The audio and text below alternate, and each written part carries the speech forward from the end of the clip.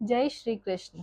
इसलिए इन महानुभाव गुरुजनों को ना मारकर मैं इस लोक में भिक्षा का अन्न भी खाना कल्याणकारक समझता हूँ, क्योंकि गुरुजनों को मारकर भी इस लोक में रुधिर से सने हुए अर्थ और काम रूप भोगों को ही तो भोगूंगा। हम यह भी नहीं जानते कि हमारे लिए युद्ध करना और न करना, इन दोनों में से कौन सा श्रेष्ठ है, अथवा यह भी नहीं जानते कि उन्हें हम जीतेंगे या हमको वे जीतेंगे।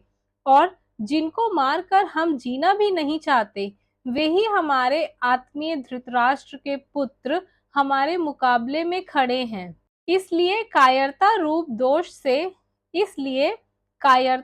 दोष से उपहत हुए स्वभाव वाला तथा धर्म के विषय में मोहित चित्त हुआ मैं आपसे पूछता हूँ कि जो साधन निश्चित कल्याणकारक हो वह मेरे लिए कहिए, क्योंकि मैं आपका शिष्य हूँ।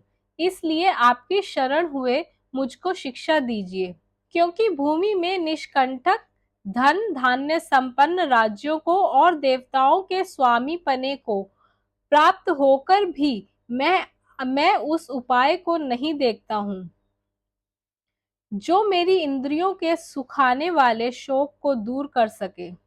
संजय बोले, हे राजन, निद्रा को जीतने वाले अर्जुन अंतर्यामी श्री कृष्ण महाराज के प्रति यह प्रकार कहकर फिर श्री गोविंद भगवान से युद्ध नहीं करूंगा, यह स्पष्ट कहकर चुप हो गए। हे भरतवंशी धृतराष्ट्र, अंतर्यामी श्री कृष्ण महाराज दोनों सेनाओं के बीच में शोक करते हुए उस अर्जुन को हंसते हुए से यह वचन बोले।